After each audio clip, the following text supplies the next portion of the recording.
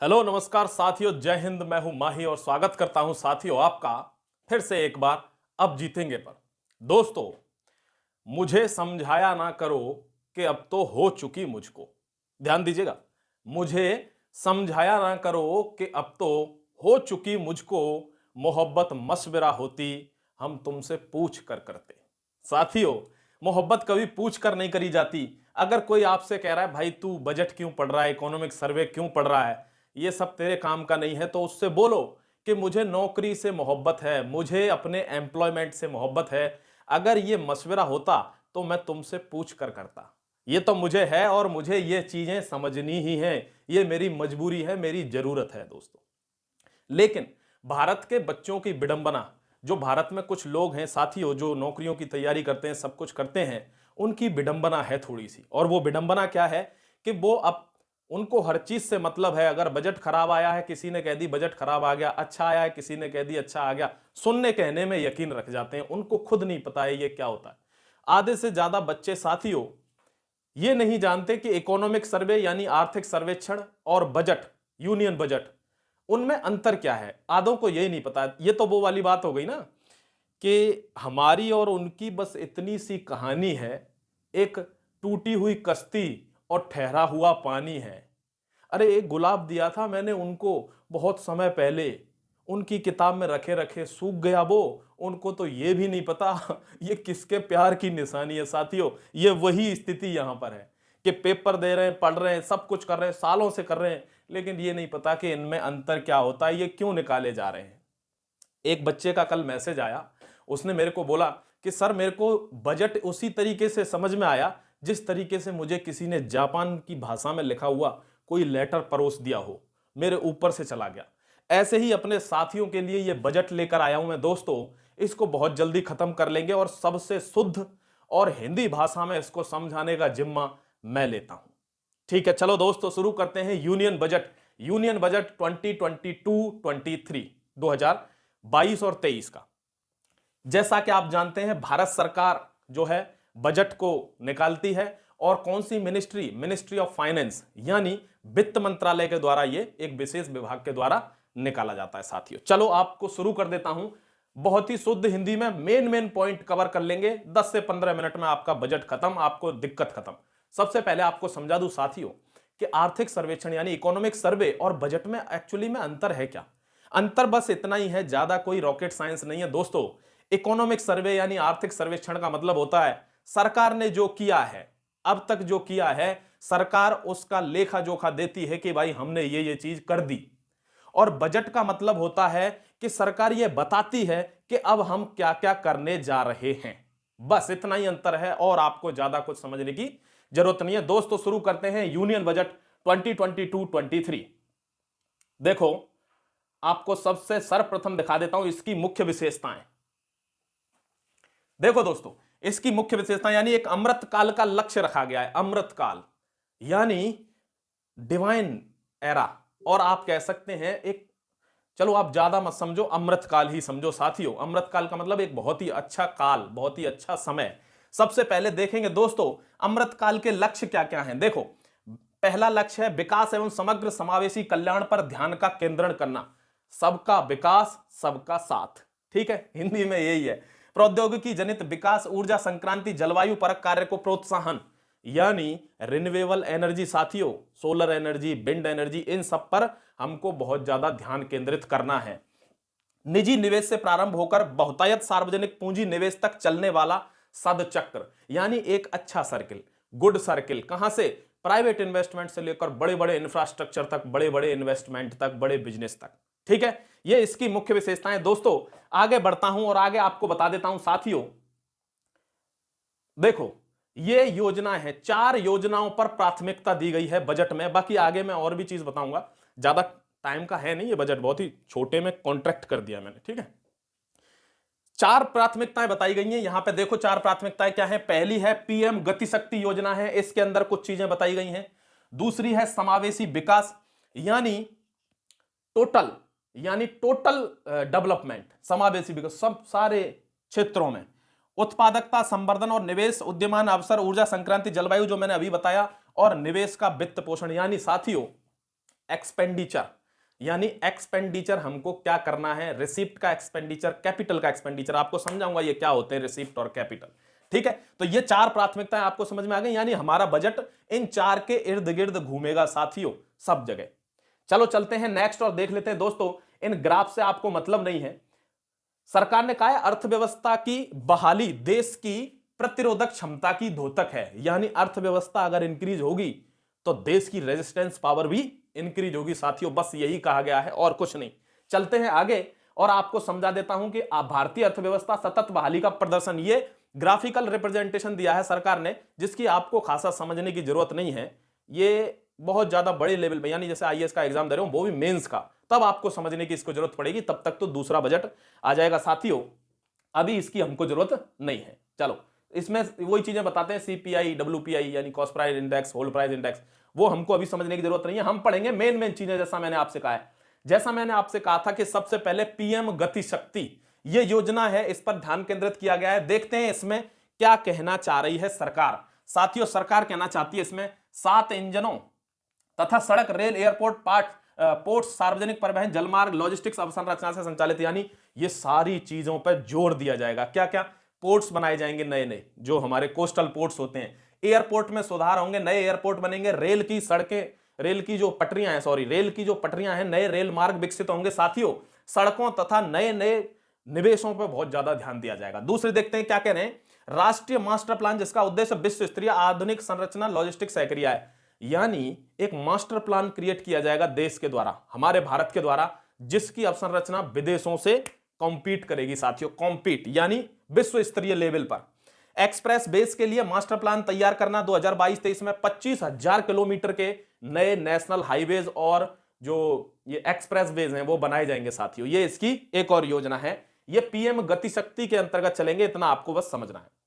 चलते हैं आगे देख लेते हैं साथियों, ये भी सेम चीज है, मल्टी पीपीपी मॉडल यानी पब्लिक पार्टनरशिप प्रोग्राम के तहत बहुत सारे मल्टीपल जो लॉजिस्टिक पार्क्स डेवलप किए जाएंगे, जिनमें स्किल डेवलपमेंट आपको दिया जाएगा, समझ रहे हो, स्किल डेवलपमेंट, ऑनलाइन ट्रेनिंग, ये सारी चीजें इंफ्रास्ट्रक्चर कैपिटल इन्वेस्टमेंट से रिलेटेड आपको समझाई जाएंगी, बस यही कहा गया है और कुछ नहीं। बहुत से पार्क विकसित किए जाएंगे, उनके ठेके उठेंगे, लोगों को रोजगार दिया जाएगा, उनकी बिजनेस बढ़ेंगे।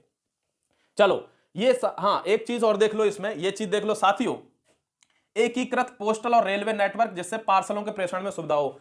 आपको डाकघरों में ही अब आपको बैंक मिल जाएगा, आपको एटीएम मिल जाएगा, उन डाकघरों को, पोस्टल सिस्टम को ऐसा बना दिया जाएगा दोस्तों, one station one product, one station one product, समझ रहे हो, यानी वन डिस्ट्रिक्ट वन प्रोडक्ट जैसी स्कीम चली थी यूपी में, वैसी ही स्कीम चलेगी। कवच का क्षेत्र विस्तार, नई जनरेशन की 400 वंदे भारत ट्रेन यानी मॉडर्न टेक्नोलॉजी की, वो अब चलने लगेंगी, उनका विस्तार किया जाएगा अगले 22-23 की ईयर में दोस्तों। ये भी सेम ही चीज है, अवसंरचनात्मक परियोजनाओं के लिए क्षमता निर्माण यानी इंफ्रास्ट्रक्चर डेवलपमेंट, कैपिटल डेवलपमेंट, निवेश यानी इन्वेस्टमेंट, इन सब पर ध्यान दिया जाएगा। कहीं ना कहीं पूरा बजट कैपिटलाइजेशन पर निर्भर कर रहा है साथियों। यस, अमेरिका मॉडल, यहां जॉबों के ऊपर भागा ही नहीं गया है, नौकरी के ऊपर भागा ही नहीं गया दोस्तों। चलो बात करते हैं कृषि एवं खाद्य संस्करण के बारे में, यानी एग्रीकल्चर एंड फर्टिलाइजेशन। इसमें सरकार क्या करना चाह रही है देख लेते हैं एक बार। गंगा नदी से सटे कृषक भूमि से प्रारंभ होने वाले रसायन मुक्त प्राकृतिक कृषि को प्रोत्साहन दिया जाएगा। जो गंगा नदी का जो मैदानी क्षेत्र जिसको कहते हैं, वहां पर सिंचाई के लिए और उनके लिए बहुत सुविधाएं करी जाएंगी, उनको प्रोत्साहन दिया जाएगा। साथियों कदन उत्पादों के फसलों परांत मूल्य संवर्धन, उपभोग और ब्रांडिंग को प्रोत्साहन। ब्रांडिंग को प्रोत्साहन का मतलब क्या है, वही जीआई टैक्स वगैरह, यानी कोई अच्छी चीज दिखेगी उसको जीआई टैक्स वगैरह दिए जाएंगे, उस जगह पर स्पेशलाइजेशन दे दिया जाएगा कि यहाँ की चीजों को खरीदो, ये बेस्ट है। पीपीपी मॉडल में किसानों को डिजिटल व हाईटेक सेवाओं की उपलब्धता कराई जाएगी। किसानों की सहायता के लिए किसान ड्रोन्स का प्रयोग किया जाएगा किसानों की सहायता से। कैसे सर, ड्रोन्स का ऐसे दोस्तों, अगर कोई भूमि क्षेत्र है जो काम में नहीं आ रहा है तो वहां ड्रोन्स के द्वारा मिट्टी की जांच की जाएगी और देख लिया जाएगा इसमें किस चीज की कमी है, उस चीज की कमी को पूरा किया जाएगा और किसानों की सहायता करी जाएगी कि अब आप यहां पर एग्रीकल्चर करो, कृषि करो, फसल उगाओ। ठीक है, ये चीज आप समझ गए होंगे, मैं समझता हूं। यही चीजें ग्राफ में दिखा रखी हैं, ग्राफ आपको समझने की जरूरत नहीं है साथियों। एक ये चीज और देख लो, केन बेतवा, जो दो नदियां हैं ना, केन और बेतवा लिंक प्रोजेक्ट का क्रियान्वयन, जिससे 9.1 लाख हेक्टेयर कृषि भूमि से यानी इनको लिंक कर दिया जाएगा केन और बेतवा नदी को, और इससे 9.1 लाख हेक्टेयर भूमि को सिंचाई की सुविधा मिल जाएगी साथियों। 62 लाख लोगों के लिए पेयजल मिल जाएगा इससे, और 103 मेगावाट बिजली उत्पादन का लाभ इससे मिलेगा इस प्रोजेक्ट से। ऐसी ही 5 और परियोजनाएं हैं, यानी स्कीम्स हैं जो अंडर वर्किंग हैं, जो चल रही हैं, प्रोसेस में है, प्रोग्रेस में है। ठीक है दोस्तों, ये आप समझ गए होंगे। चलो, ये ग्रोथ सेक्टर है, ये आपको समझने की जरूरत नहीं है। बात कर लेते हैं सबसे इंपॉर्टेंट, यानी जो खान सर कहते थे ना पहले, मीडिया फोर्थ पिलर हुआ करता था, यानी चौथा स्तंभ होता था किसी भी लोकतांत्रिक देश का। अब शिक्षा होने जा रहा है साथियों। क्यों? मीडिया तो आपको पता ही है। शिक्षा को देख लो साथियों, शिक्षा का मतलब क्या है? यहां पर क्या है? गुणवत्ताप्रद शिक्षा व सार्वभौमिकरण, यानी एजुकेशन। गुणवत्ताप्रद का मतलब है quality, quality education for all. सार्वभौमिकरण यानी हर किसी के लिए क्वालिटी एजुकेशन दी जाएगी। दोस्तों, 1 क्लास 1 टीवी चैनल कार्यक्रम को 200 टीवी चैनलों पर दिखाना, यानी पहले 12 चैनल हुआ करते थे, केवल एक सब्जेक्ट के लिए एक चैनल। ठीक है, अब सरकार ने कर दिया एक सब्जेक्ट के लिए 200 चैनल चलेंगे साथियों। 200 चैनल गवर्नमेंट की तरफ से आपको ऑनलाइन पढ़ाएंगे। कोर्स वालों को दिक्कत हो गई। देखो दोस्तों, महत्वपूर्ण चिंतन कौशल तथा उत्प्रेरक शिक्षण परिवेश को बढ़ावा देने के लिए आवासीय प्रयोगशालाएं, कौशला परख ई प्रयोगशालाएं, यानी स्किल डेवलपमेंट प्रोग्राम के तहत आपको बहुत सी प्रयोगशालाएं, लेबोरेटरीज बनाई जाएंगी। दोस्तों, एक डिजिटल विश्वविद्यालय की स्थापना की जाएगी, जिसमें विश्व स्तरीय एक डिजिटल यूनिवर्सिटी बनाई जाएगी। डिजिटल यूनिवर्सिटी, उसमें आपको शिक्षा या ट्रेनिंग या स्किल डेवलपमेंट किस लेवल का दिया जाएगा? वर्ल्ड लेवल का, यानी विश्व स्तरीय लेवल का वहां पर ज्ञान आपको प्रदान किया जाएगा। चलते हैं आगे साथियों, और इसको पढ़ाएंगे कौन? डिजिटल टीचर पढ़ाएंगे। जैसे मैं आपको पढ़ा रहा हूं ना डिजिटली, ऐसे ही पढ़ाएंगे उसको साथियों, वो सरकार की तरफ से होगा बस। कौशल विकास, कौशल विकास में आप जानते हैं कौशल विकास का मतलब क्या है? Skill development. Skill development online training को बढ़ावा देने के लिए कौशल एवं आजीविका हेतु डिजिटल इकोसिस्टम देश स्टैक ई पोर्टल, देश स्टैक ई पोर्टल बनाया जाएगा कौशल डेवलपमेंट के लिए, पर्सनल स्किल डेवलपमेंट, जिससे आदमी को कोई ना कोई चीज में वो महारत हासिल करे और आराम से आजीविका के लिए, यानी सेल्फ एम्प्लॉयमेंट के लिए चीज ढूंढ ले। Capitalization, drone as a service के लिए ड्रोन शक्ति की सुविधा हेतु स्टार्टअप्स को बढ़ावा दिया जाएगा। ड्रोन एज ए सर्विस, वही जो अभी बताया ना खेती वाला सिस्टम, तो उसमें भी आपको ड्रोन निर्माण करना, यानी अलग अलग टाइप के ड्रोन बनाओ साथियों, अपनी स्किल को डेवलप करो और स्किल्ड हो जाओ। बात करते हैं हेल्थ सेक्टर की। आ गया नया सेक्टर, और वो है हेल्थ सेक्टर। हेल्थ सेक्टर में स्वास्थ्य के क्षेत्र में सरकार ने क्या घोषणाएं की हैं? नेशनल डिजिटल हेल्थ इकोसिस्टम को लागू किया जाएगा। नेशनल डिजिटल हेल्थ इकोसिस्टम, पूरे देश में नेशनली डिजिटली हेल्थ। आप बस कह दो मेरे को खांसी है, फटाक से आपके दवाई आ जाएगी साथियों। गुणवत्ताप्रद परामर्श के लिए national TB mental health programme शुरू किया जाएगा, यानी क्वालिटी हेल्थ के लिए नेशनल टीबी प्रोग्राम लॉन्च कर दिया जाएगा, जिसके हिसाब से आपको आप बता सकते हो कि मेरे को डिप्रेशन है, मेरे लिए काउंसलर भेजो, मुझे समझाने के लिए बंदा भेजो, सरकार आपको ऑनलाइन बंदा भेज देगी। दोस्तों, एकीकृत कार्यक्रम मिशन शक्ति, मिशन वात्सल्य, सक्षम आंगनवाड़ी और पोषण 2.0 को शुरू किया जाएगा। ये सारे मिशन हैं, मिशन शक्ति, वात्सल्य, सक्षम आंगनवाड़ी। आंगनवाड़ी में सुधार किए जाएंगे। आंगनवाड़ी में अभी तो चावल में झींगुर की कीड़े चैंटे ये सब मिल जाते हैं ना, फिर नहीं मिलेंगे, ये डिजिटल हो जाएगा इंडिया। 2 लाख आंगनवाड़ियों को सक्षम आंगनवाड़ियों में सन्मुयन, यानी जो अभी संविदा टाइप पर काम कर रहे हैं उनको सक्षम यानी स्किल्ड और परमानेंट कर दिया जाएगा साथियों, लगभग 2 लाख आंगनवाड़ियों को। ये ग्राफ आपको समझने की जरूरत नहीं है, सभी समावेशी कल्याण पर ध्यान केंद्रित। देखो, ये कुछ महत्वपूर्ण चीजें हैं, इनको आपको बहुत ध्यान से देखना है दोस्तों, थोड़ी देर देखो।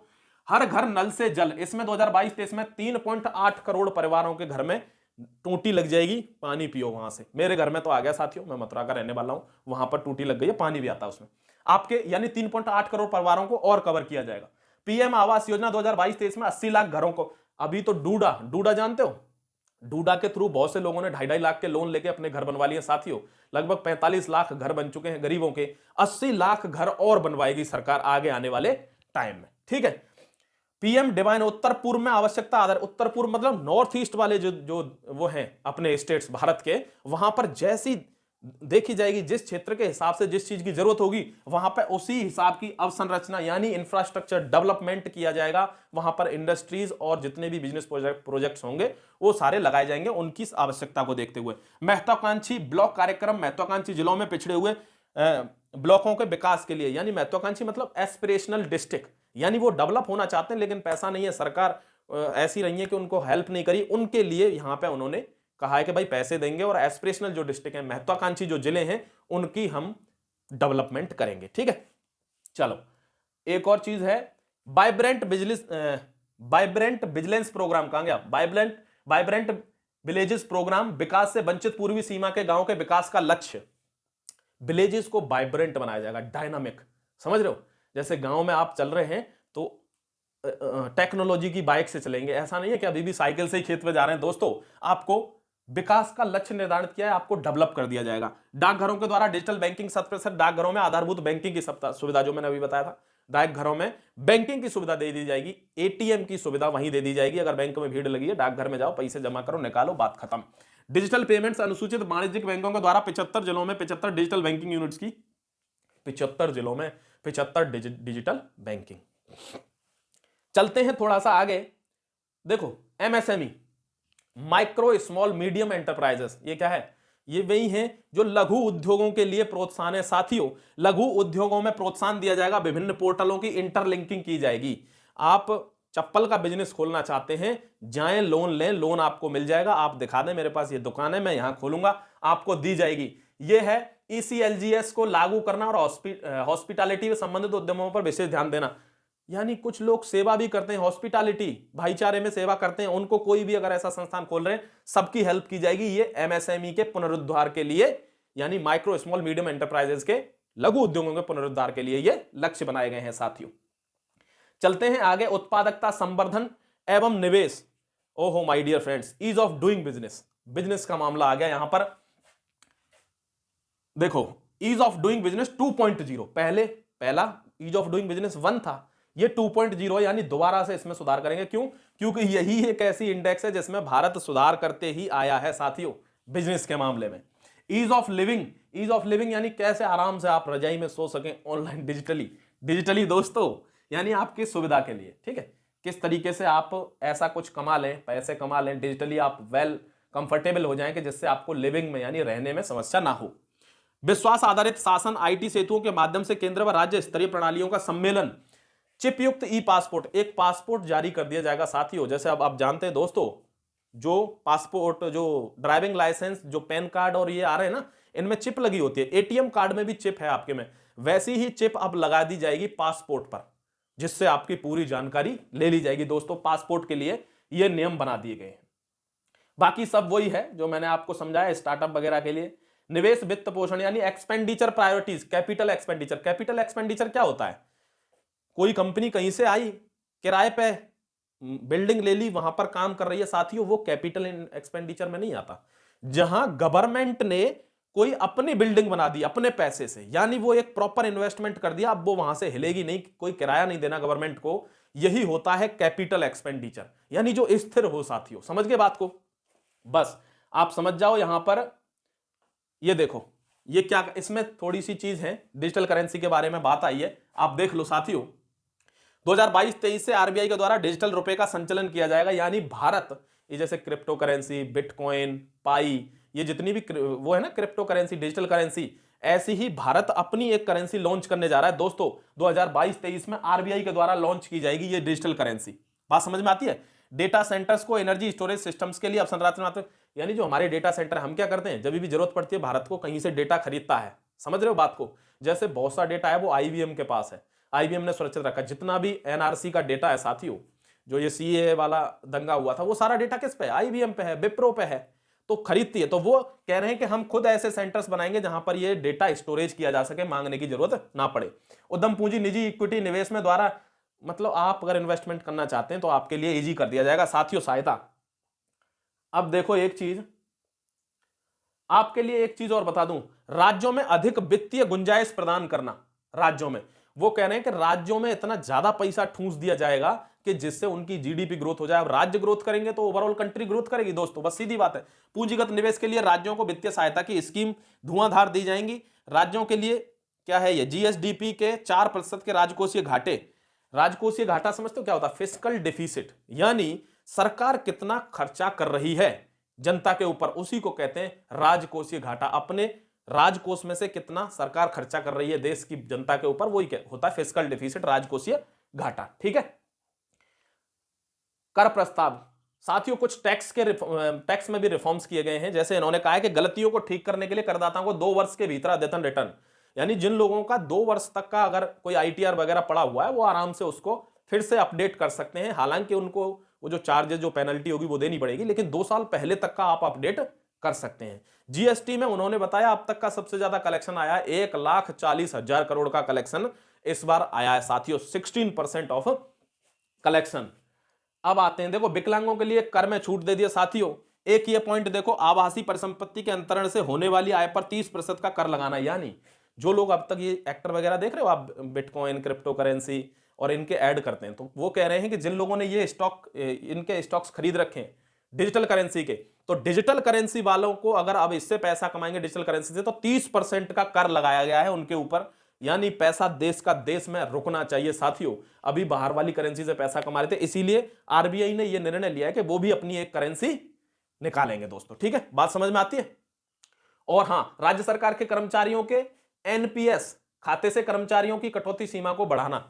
जो एनपीएस खाते होते हैं ना राज्य कर्मचारियों के, और उनके एक तो जो बैड लोन्स हैं उनको रिकवरी करेंगे, और इनके खातों में से जो सीमा है, जो कर सीमा है, उसको बढ़ा देंगे साथियों। इसको क्या कहते हैं? इसको कहते हैं राम राज्य। राम राज्य में क्या था, वो कहते थे जो ज्यादा पैसे वाला है उससे ज्यादा टैक्स लो, जो कम पैसे वाला है उससे कम लो।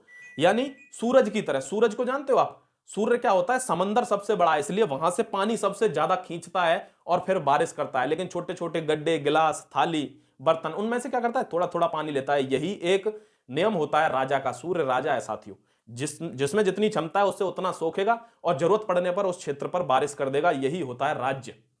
ठीक है, मैं समझता हूं आपको समझ में आ गई होगी ये बात। ये सारी चीजें वही हैं, सेम, कुछ पढ़ना नहीं है।